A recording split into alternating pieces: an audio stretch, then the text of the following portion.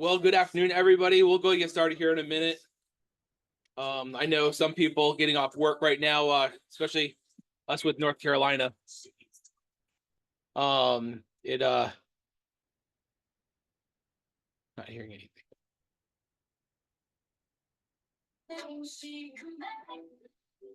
So give her a minute to kind of filter in here.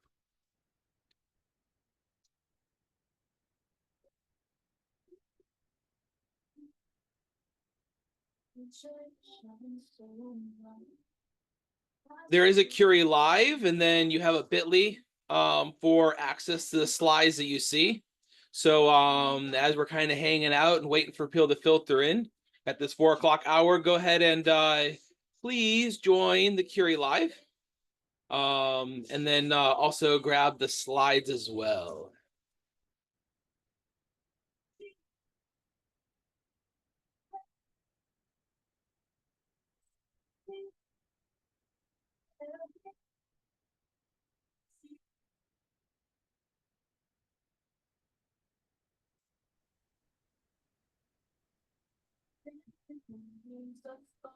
Streams guided by the light from dreams with every thought when the world appears in this land she conquers with you.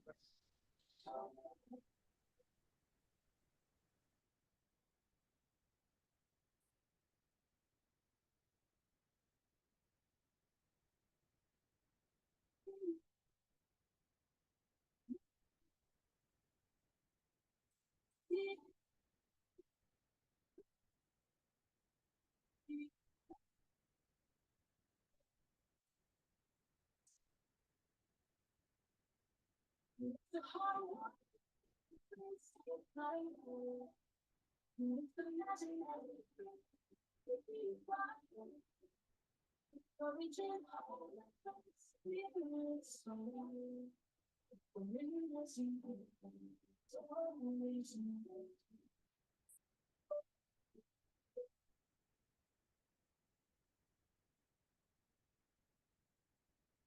All right. Good afternoon, everybody. Thanks for joining us here on a Thursday at 4 p.m. There is a Curie Live. I know there's only a handful of us in here right now, but that's okay. If you can join the Curie Live, if you don't want to do that, go to curie.live. You can do it on your device, or you can do it on a separate device like a phone. You just go open your web browser and go to curie.live, and then it'll ask you for a join code in a box in the middle of it. Just type in that join code of 331224. Okay, and that's the Curie Live code that gets you access to the Curie Live questions. And then there's also a bit.ly. I'll go ahead and post it here in the chat as well. There's a QR code for the bit.ly, but it's bit.ly/Canva, capital C, image gen, capital I and capital G. So Canva image gen, because we're generating images in Canva. So that's, try to be real creative with my names, but only goes so far. So we're going to go ahead and get started for those people that are here. So we're going to start here with who am I? Good afternoon. My name is Kalo Haslam. I am a instructional technology facilitator in Harnett County at Dunn Middle School. And there's my email, and there is some of my social. You'll also see them on your slides. Please connect with me through them. I don't do a whole bunch on Instagram. I post when I make stuff onto Twitter and onto YouTube. The music you were listening to is actually on a different YouTube channel. You'll see here in a little bit. I'm trying to make some inspirational, creative, uplifting, classroom-centered, diverse music. So that's one of the ones that I've created. So I'll talk about it here in a second. You can also contact me and connect with me through this. This is my dot card, so you'll have my email, that kind of stuff as well. And then this is my music thing. Now, when I say I make music, it's AI music. I wish I was more skilled and talented and had a singing voice, but as my wife would probably agree to, I can, do the shower sing and that's about it. So with that being said, all of my stuff that I've made so far is using Suno, and then the images are either Canva based or Microsoft Image Generator, but it's at techbeats_cc. I try to keep all my stuff with this creativity corner kind of branding. I do not have a company, do not have a brand. I'm not copyrighted with it, but I try to keep it all with that same name, so it kind of goes streamlined. So that is the music you're listening to. So hopefully it was like uplifting, getting you moving and grooving. So yeah, so that is me. So let's go ahead and jump into our Curie Live stuff. So let me go ahead and jump to question one. We're gonna get started with the people that are here. So question one, what grade groups are you most associated with? So are you K5, 6 through 8, university, 9, 12, county, state leader? I'll go ahead and click start and go ahead and just vote into the Curie Live. And once we see everybody's in there, we have like 4 people in there voting, then we'll go ahead and end it. Just, there's not a whole big group of us. That's okay. Hopefully people watch the recording. And if not, y'all get to enjoy and have fun and create with me. So there's 3, I think that's all the people that were in there. So I'm going to click end. 2, 1. All right. We have one still. Oh, we got a state leader in here. All right. Welcome. All right. And then we have 168 and then 1K5. Cool, cool, cool. So even though we got 3 people, we got a diverse group of 3 people. All right. What position category are you most associated with? If you fall into more than one, just click the one that you most identify with when it comes to position. Like if, 25% of the time I'm a classroom teacher, 75% I'm instructional support, then, go instructional support. If it's the other way around, then, do the other one. All right, there we all are. All right, cool. Instructional support, state leader still. All right, and classroom teacher. Cool, cool, cool. All right, what is your experience with Canva? This also helps me understand how basic we need to start, or can we jump right into the deep end? Where are we going to be swimming at to start with? Hopefully we kind of move in and groove into the deeper end.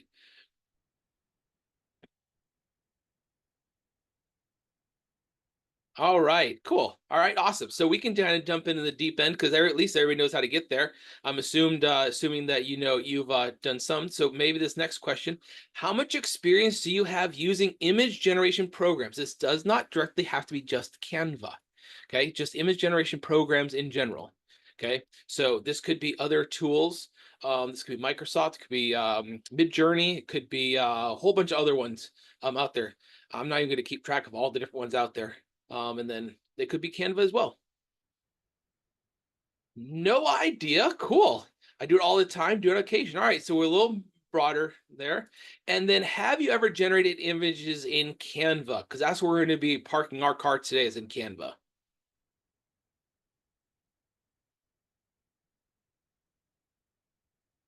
So 1 no and 3 yes. Cool, cool, cool. Well, hopefully everybody learned something today. So we can skip these. Yep.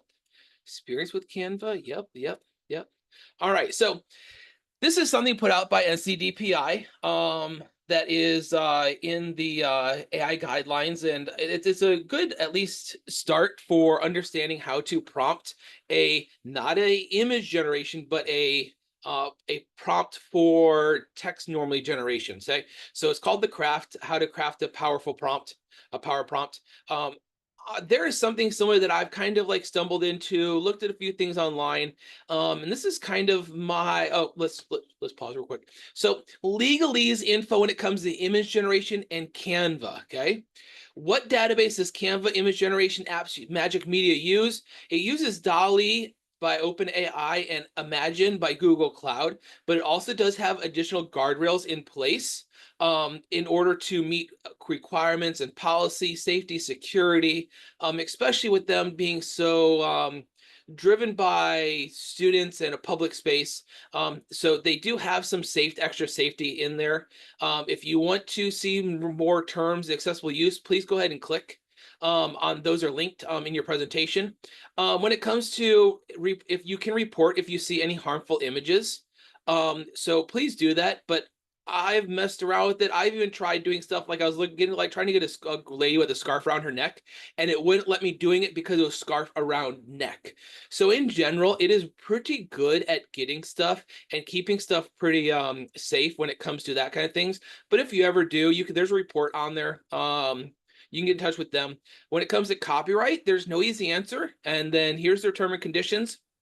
It depends on what country you live in, and then you can click on the terms and conditions if you want those from there. So I just wanted that stuff in there. So this is kind of the main, whenever I looked at stuff, whenever I did some research, there's 3 parts to a prompt for image generating. There's subject, description, and then style, okay? And in all of my stuff, we're gonna go through those 3 real quick. So that way we understand what the basics of them are. But in all of the images I generate, I'm gonna make the subject orange, the description green, and then the style or aesthetic this pinkish color. Okay, so hopefully you can kind of start breaking some stuff down. So an AI image generator works best with clear, structured prompts. This simple framework helps create detailed, rich outputs that guides the AI effectively. We know, if you've ever done anything with image generation, that there are certain things it is good at and certain things it is not good at, like hands. Faces, it's good at most of the time if it's one single face, which is the foreground. But once you start having background faces or groups of faces, then they start getting a little distorted. Sometimes the person will have extra legs. Or if you do an animal like reading a book, it might give them 4 legs and then 2 more legs holding the book. So again, it's coming off a database and it's interpreting the data, which is images in this case, and it's taking those images and saying, okay, it should look like this. Well, sometimes it should look like this. It's mashing different things together, and that's what causes it to kind of look a little wonky sometimes, okay? So subject, the main focus of the image, who and what. Start your prompt with the main subject, typically a noun. While a single subject can generate a general image, more descriptive prompts usually yield results closer to what you're looking for. Stay away from proper nouns like McDonald's. It really won't recognize that. So kids automatically want to go to, oh my goodness, I want to do Mickey Mouse or Pokemon or something that they know and seen on TV. It's not going to automatically understand brands. And in Canva, I know for one of my projects doing some Monsters Inc. type stuff, I use the prompt Pixar style. It no longer lets me do Pixar style because Pixar is a copyright. It did before and it gave me super awesome Pixar monsters. So now I have to rework the wording in like digital animation style or other things like that in order to get it. So proper nouns probably stay away from. Kids can't just put I want Mickey Mouse and get Mickey Mouse. But if they put something around those lines to describe it, then quite often it'll be in there. Now, every once in a while, you'll get something, if you put Mickey Mouse in, you'll get something that looks like Mickey Mouse because there's so many images out there of that, but stay away from proper nouns. So description, what are they doing, where, and how? Think telling a story, right? You have your characters, you have your who, what, where, when, why, right? That's the same thing with a lot of this stuff. Enhance your prompt with adjectives, add depth and complexity. Include details and answer. What's happening? What is the subject doing? How is the subject doing this? What's happening around the subject? The background is critical, so don't neglect your description. Where do you want the person or the subject at?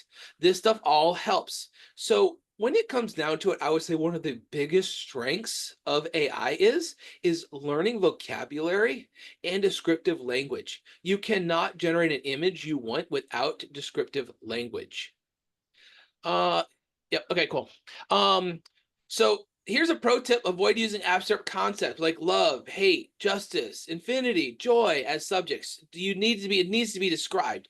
Avoid using proper nouns like brands. Use concrete nouns like human, cup, dog, planet, headphones, stuff that the AI can look into its database and it knows what they could be, okay? And lastly, style, aesthetic.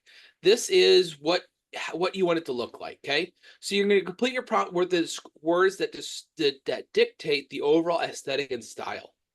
So like think art, think this is probably art vocabulary is probably, I don't know, I have data on this, but art vocabulary is probably gone through the roof since AI image prompting, like photo, oil painting, 3D rendering, impressionist,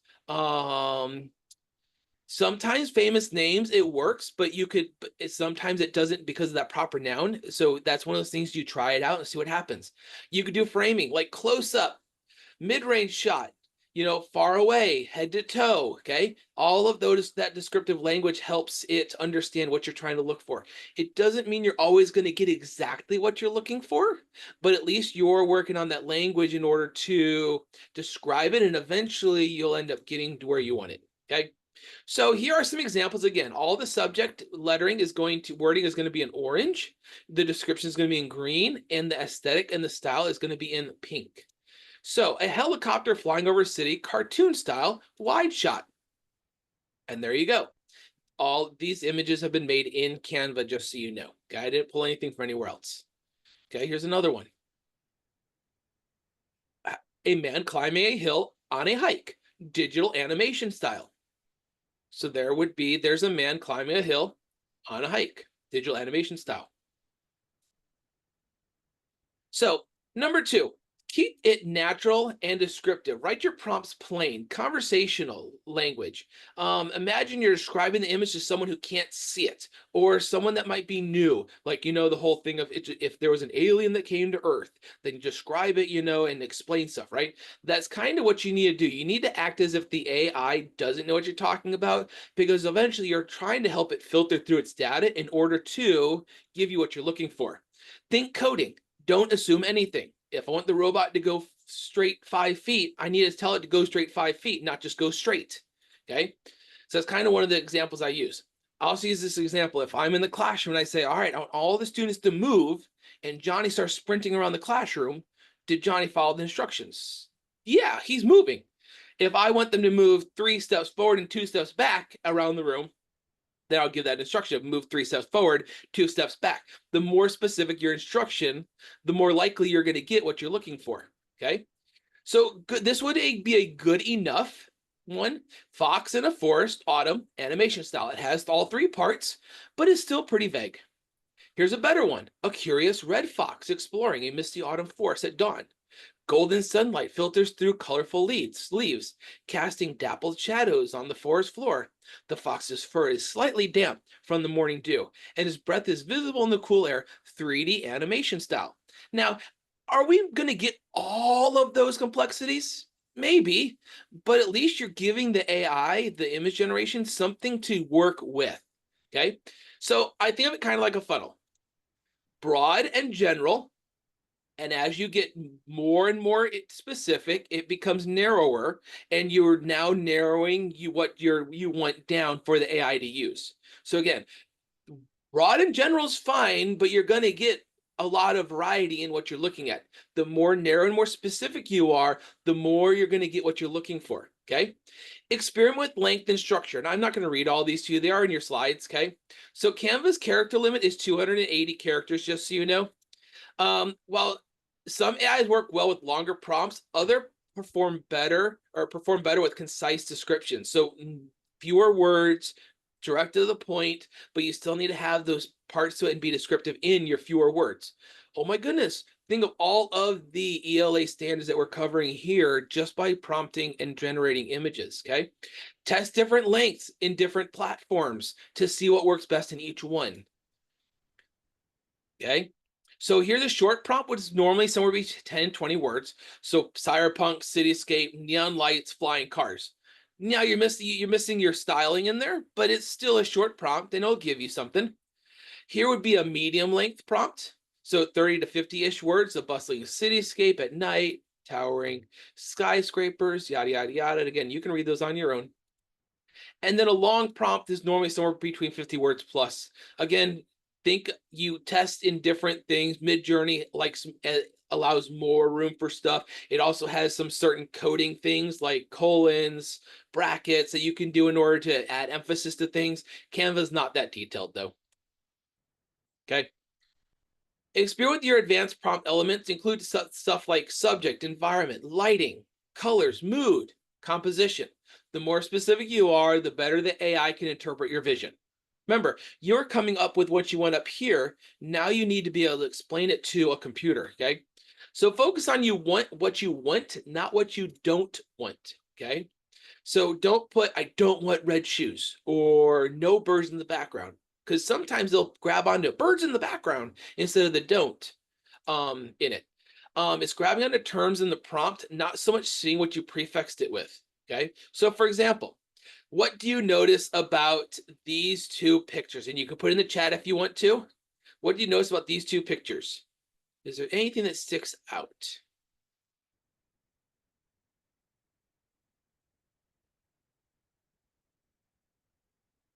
Is there anything that sticks out? All right, I'll go ahead and tell you. Ready? There's a lot of blue. Okay. There's a lot of blue in this one. Okay. So I'm going to show you the prompt though. I did not ask for a blue suit. I put a man in a suit wearing blue shoes. So the AI image generating Canva grabbed onto blue and it applied blue everywhere. Blue cars, there's a blue awning, there's blue doors, there's a blue suit, there's blue pants, blue jacket, blue tie, but it's got the blue shoes. Okay. So one thing I've noticed in Canva is when you start adding colors, you need to be specific. Sometimes hyphen between the color and the item you want to be that color. Or if you want something else to be a different color, you need to be specific about it. Sometimes they'll still mix them up, but that's when you just, again, you modify your description a little bit, change it up a little bit in Canva. So sometimes one thing holds more weight than you want it to. I don't want a dude wearing a blue suit. Here's another example though. A man in a brown suit wearing blue shoes. He don't have blue shoes. The only thing I can think of reason why is because I put brown suit and AI notices that a lot of people's shoes are brown and not blue. I didn't put a hyphen either. Okay. So he's got a blue tie. They have that same color of a bluish background. He's got a blue shirt on, but both their suits are brown and brown shoes. So again, sometimes AI prompting can be a little tricky, especially when you're looking for colors, especially in Canva that I've noticed, but it's still giving me a man wearing a brown suit. It's still a good image. I could still use them, but I might need to mess around with the prompting a little bit more. Okay, so there's the brown shoes and not the blue shoes. Okay, so let's look at some prompting examples and then we'll do some prompting fill in the blank collaborative showcase. So we're going to get ready to go in Canva. So if you're not hopefully you're in a space where you can create something, because I have a kind of a spot where we can all make some images and see what people come up with, kind of like a fill in the blank. I would say Mad Lib, but it's not really Mad Libs. It's more you get to fill it in and I kind of set the framework around the prompting.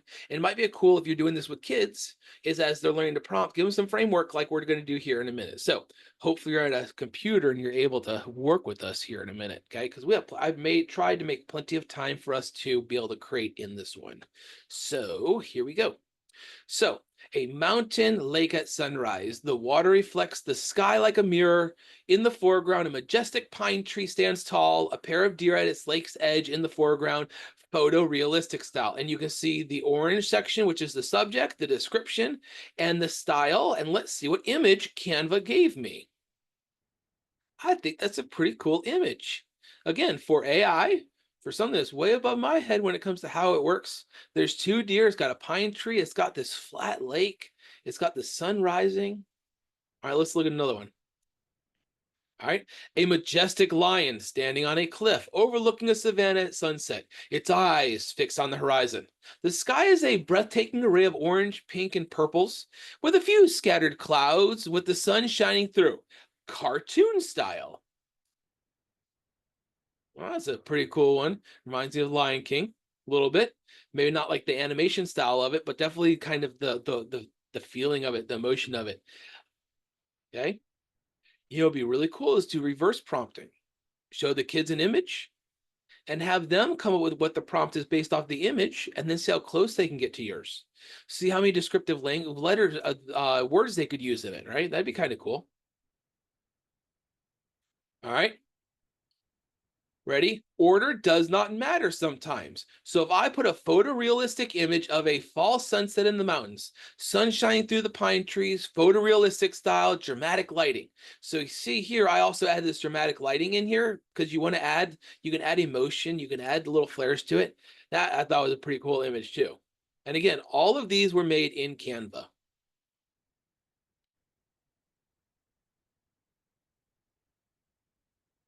All right, moon rising over the mountains, 3D layered paper style. Whoa, what's layered paper style? This is a little bit more artsy, but I thought these were kind of cool.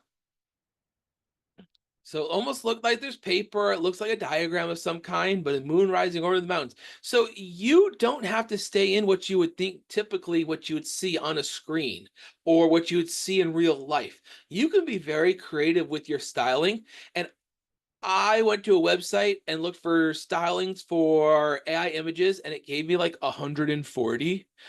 So I did not really include that here, but just a simple Google search of styles of images for AI image generation, and you can go get 100 different blogs, websites, that kind of stuff that have different vocabulary and descriptions for stylings.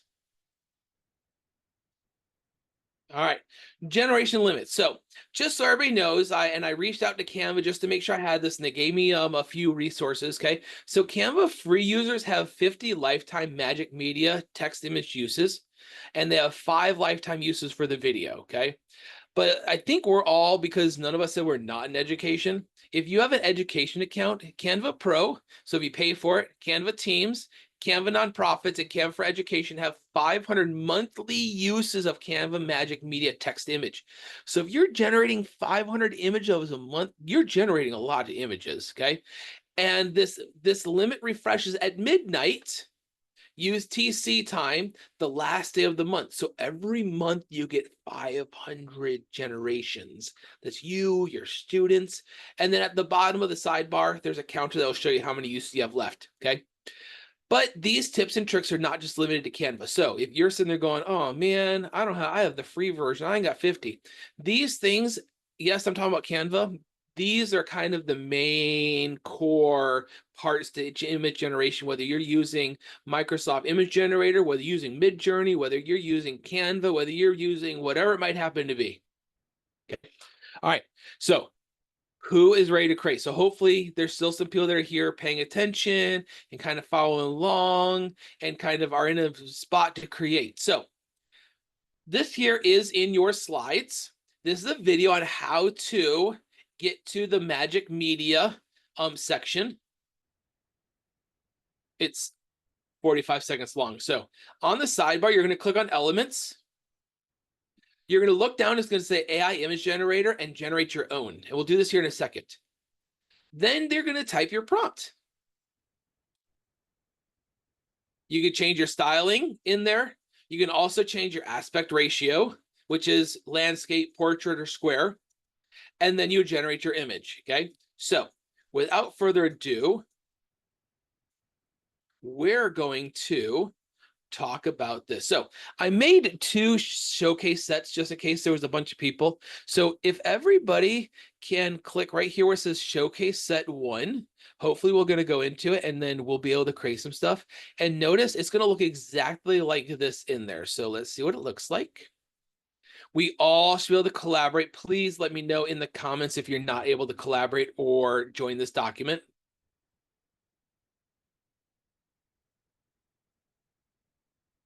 I got 1 person in. Thank you, Kristen, for being here with us today. We got more people in. All right. All right. So everybody go ahead and select a page down here at the bottom. So I'm going to work on page 1 and kind of walk y'all through it. But you can watch my screen and then hopefully somehow you can watch mine, me do it, and then you can do it. But everybody go ahead and select one of these. So it doesn't really matter who, but if we're all working on the same one, then we're going to be editing each other's stuff. So someone can select on page 2, page 3. If you don't see the pages down at the bottom, then you can always click on these 4 squares here for grid view. And then it'll look like this. And then you can select which one you want. So I'm on 1.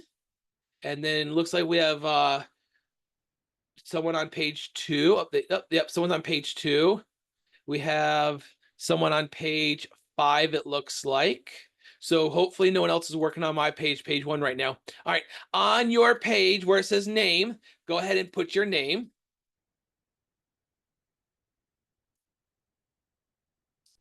if your name wraps around like mine did, you can click you should be able to click this unlock. Click it twice, and then you can drag these out. I just don't want people moving them around everywhere. If you need help with that, let me know, and I can go to your page and I can do it for you. We got 2 people. Oh, Kristen's working on there. Okay, Kristen on that one. We got page 3 and page 4 open if anyone wants those. All right. You got yours. We got yours. And if you have a question, feel free to unmute. All right, someone took page 14. Joe, all the way aside just in case. All right. So if you have a question, please feel free to unmute. And or raise your hand if you don't, or type it in the chat if you don't want to talk. That's fine with me. So then each one of these 1, 2, 3, 4, and 5 are all different ones. I have set up 1, 2, 3, 4 with something so you could kind of fill it in, but it kind of gives you a framework. And then 5 is a choose your own. It's freedom. Okay. So I have it where the orange is your description. The green is, or I'm sorry, the orange is your subject. Sorry. The green is your description. And then the pink is your styling. I have the styling on all of them except for your choice one, which is number 5, already there. So those are the kind of the stylings just so you can see what different stylings look like. But you get to pick the subject and the description. So I'm going to do one here real quick first. So number 1 says a description of yourself. Where do you want to be? And then we're not going to do a style. So I'm going to show you what concept art looks like. So I'm going to go over here to elements, and I'm going to go create your own. And I'm going to put, let's see here, a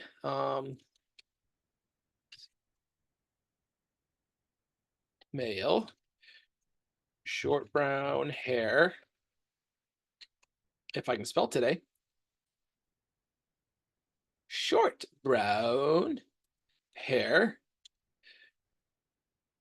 long beard,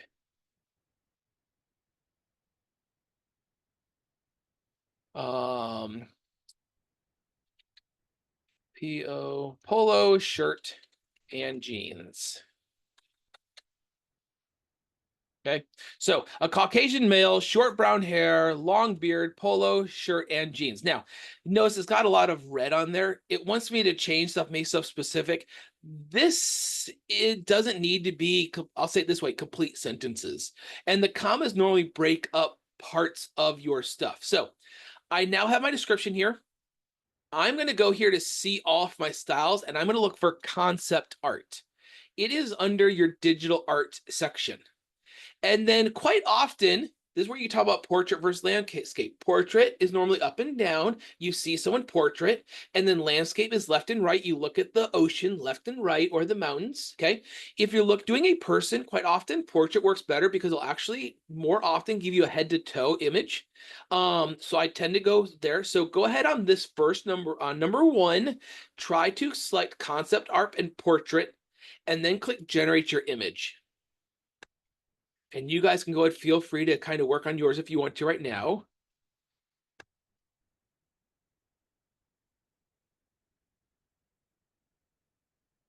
This is always the exciting part, seeing what other people are coming up with. So there are 3 of mine and a 4th.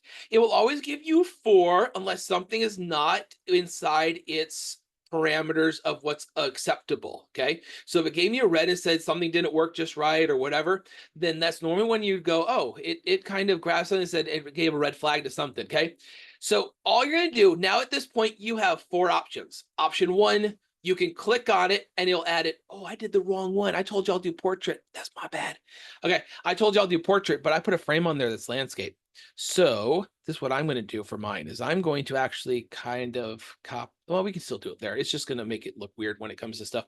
I apologize. That's my fault. So I put a landscape frame on here. If you want to if you know how to do it and put a frame, you want to put a frame on there, you can.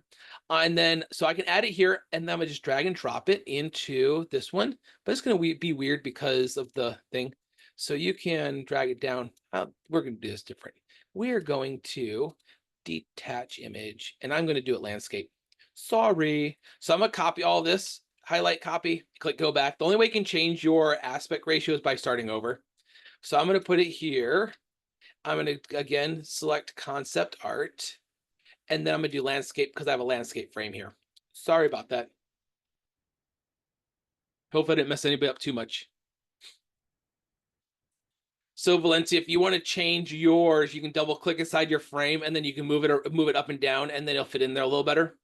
That way it's, not just, it's going to crop it to the middle. Yeah. All right, so it's got my people now. So I'm going to grab this dude here that's standing in front of a car. And then I'm going to put him and drag it into the frame and drop it. Now, here's the other thing. Ready? I want you to put your prompt in here. If it's not the same colors, it really doesn't matter to me.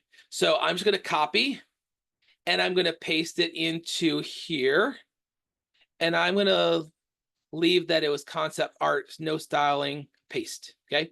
So if I want to change this to where the description is green, you can. If you want to leave it all orange, you're more than welcome to. I don't know if I can change the color now. So I can do it this way. So I'm going to do a Caucasian male, which is the subject. Copy and put that in here.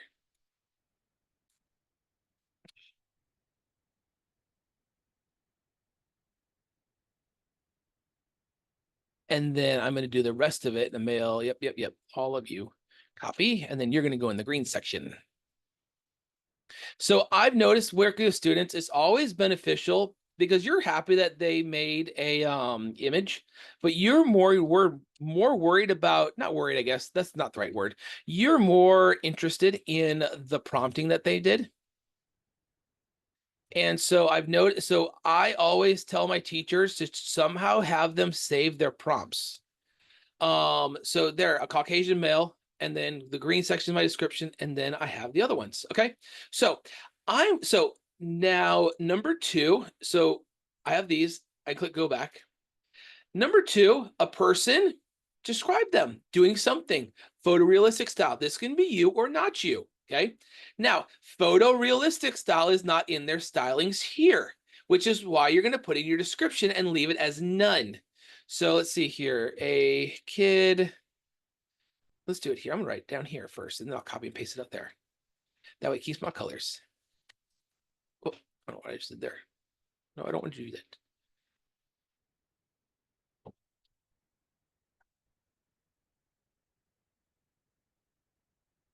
A kid.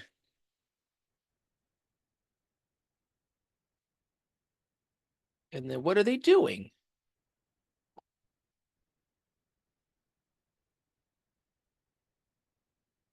Playing with, it's not getting my green. Playing with a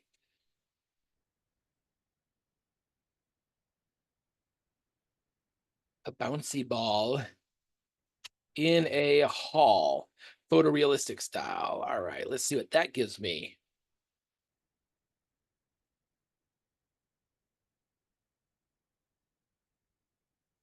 Copy. And again, so I'm going to do this portrait because that's the same frame I have here, but I'm going to do none because I have photorealistic style.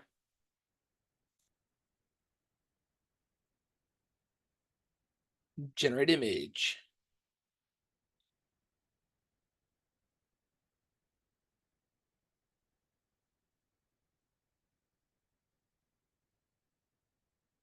So this translated as what? A bouncing ball, not so much a bouncy ball. And there have them here. So again, so here's the one it gave me. Which that's kind of cool. But again, remember, AI is just interpreting stuff. So let's see. This one here looks fun too. I like that one. She looks happy. So I'm going to put this one in there. Okay. So then I have a kid playing with a bouncy ball in a hall, photorealistic style, and there's my image. Okay. So I want you to finish off 3, 4, and 5. Use 3 and 4. 3 is this soft light with a bokeh effect. I'm probably pronouncing that way wrong, but when I was doing it, messing around with it, I saw some pretty cool images. So like a hyper realistic, let's see here, hyper realistic, B, something small, object. Let's do a B. We'll just do a B, regular B. Why not? No, we'll do a regular B.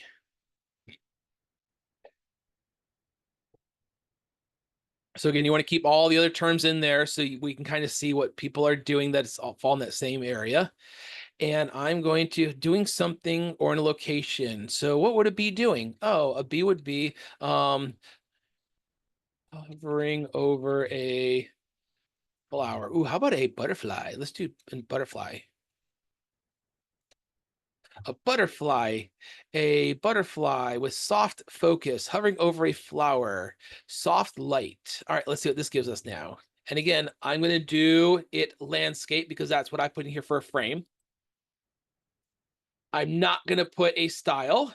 So we'll do landscape because I have this on here for my purple section for the aspects and styling, or aesthetics, sorry, aesthetics and styling.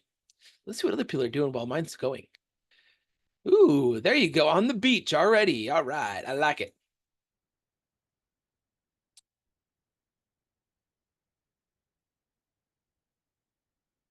All right, so here is what it gave me. So this is what it would give me with that. So notice it's giving me, I'm going to bring this all the way to the front. So there's my butterfly, and you notice it's kind of got this fading in the background. That's that soft lighting. So here's another one. That one's really cool too. Okay.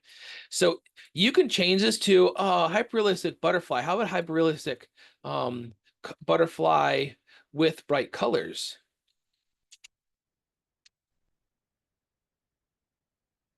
Okay. So one thing I want you to know though is whenever you click on an image, where does it go? What if I wanted to get it again? Once you click on them and add them to your workspace, they automatically go to your uploads. So notice I have all of my guys, my dudes here that were for my first one. I have my kid with the bouncing balls. Once you click on them, they're added to your uploads. It also should show you one more secret that I kind of ran across when I was messing around with this probably about 6 months ago now. If you click on the three dots of your image, it names it, and the name it gives it is the prompt. So if you forget what you used for your prompt, go to your image and click on the three dots. And then it says a hyperrealistic butterfly, which was my prompt that I had, right? With that soft light. So the image name in Canva in your uploads is the prompt that you put in there, okay? So if you forget or your students forget or can't remember what the prompting was, just go to the image. So let's go back here. So I have this with, yep, bright color, soft focus. And now I'm going to click generate again. Let's see what it gives me. So we're going to change from what looks like these monarch style butterflies. And we're about out of time, everybody. We went from a lot of time to messing around with a little bit of time. All right, so I'm going to delete these, and I'm going to keep this blue one. Look at that one. I like that one. So I'm going to put that one in here. All right, so male or female Greek god. So I did this, do this with my 6th grade. So I'm going to click here, go back real quick, and I'm going to put a male. Oh, I keep hitting the wrong button. So in 6th grade, I had my teacher ask me about using image generation for their Greek gods unit.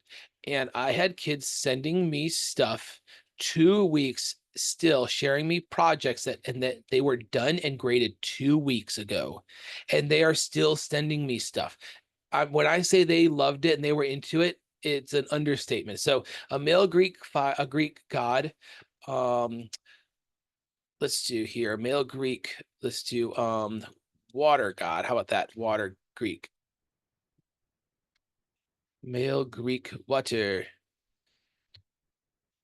god. Oh, this double exposure. That's right. So these are fun. All right. So a double exposure means it's so one thing inside another thing. Um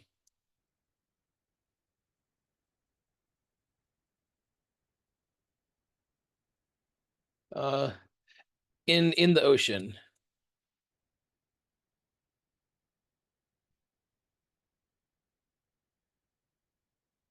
Delete that. And I'm going to copy all this, put it into here. I'm going to do portrait because that's what I asked for in with the framing, generate image. And these are super cool. So a double exposure, if you're ever taking photography, is when there's one image and then there's another one that's kind of done taken over it. So these are what double exposure would look like. That's why I did in there. Uh-oh, so we have two that had errors. So two may not meet the requires of policy. Okay, so I can click on this one because this one's kind of cool. And I'm gonna click generate again. No, I'm not, just for time. So I'm gonna add this one here.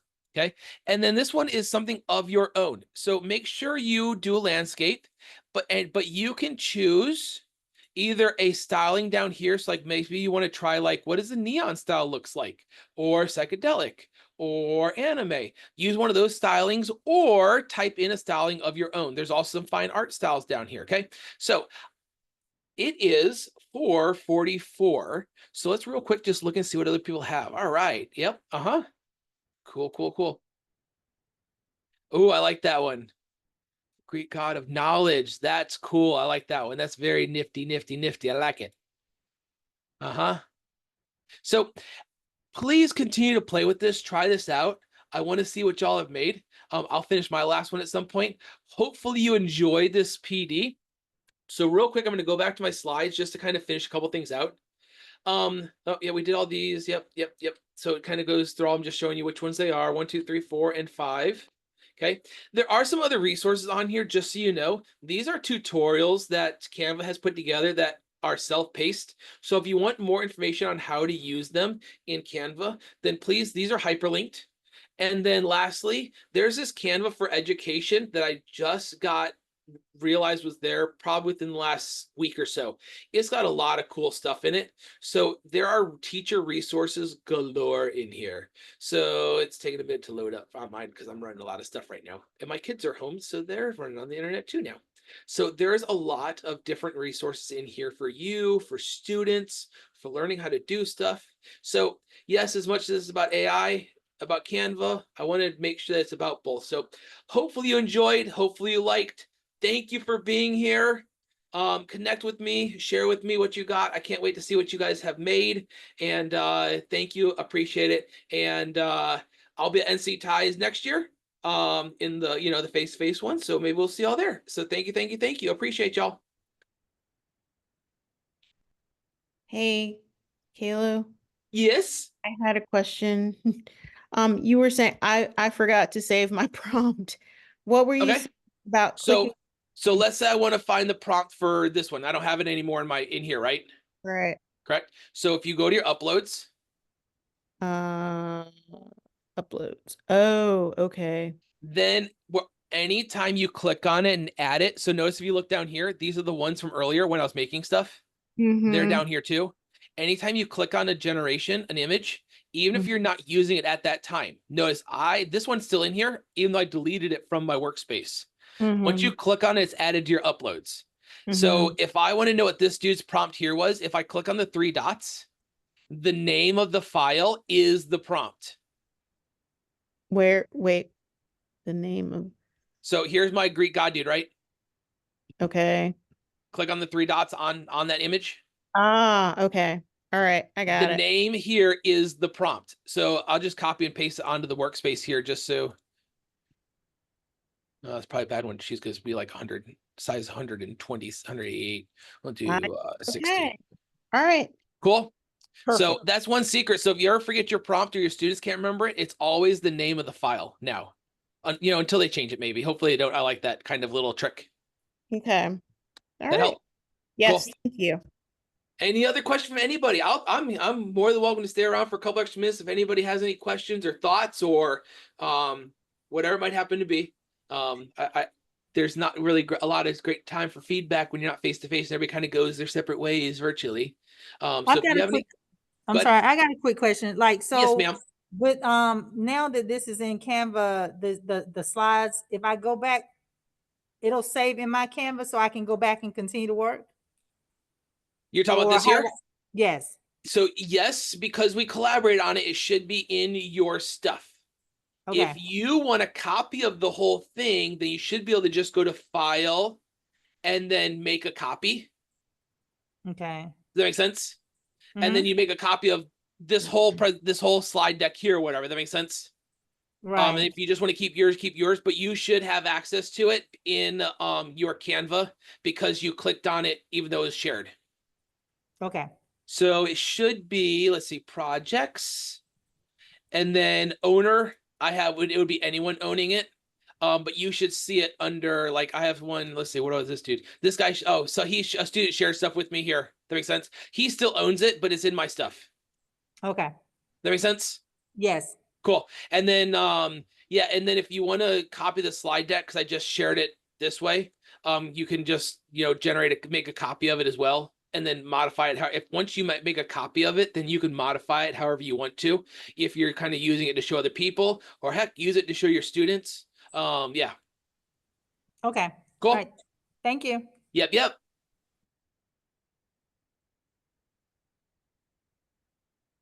Anyone else?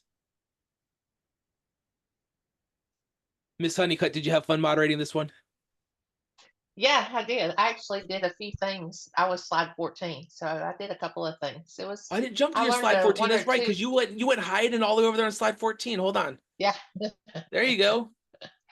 Yeah. Yeah. So the interesting part is the boy with the football. I had to put the word American in front of it because the first one they gave me was all soccer. Yep. And Which I that's thought was kind of interesting. the amazing part about it is then imagine just, and even from my experience being in the classroom sometimes doing this stuff, is the conversations that are generated just by something as simple as it putting soccer in there. Because this is not out of America. This is, I think their home base is in Australia. And so it's one of those things, is like, and even if it wasn't Australia, ready? What percentage of the world call soccer football? More than just the United States. That makes sense? We the outlier. Yeah. So if it's the pulling deer that and- broad, then it's gonna Yep. pull that one primary, because that's where the primary of them are at. And the deer has spots on it, in North Carolina in the United States, it wouldn't have spots on them and have horns. So Yeah. it's interesting. So I'm gonna stop our recording. okay.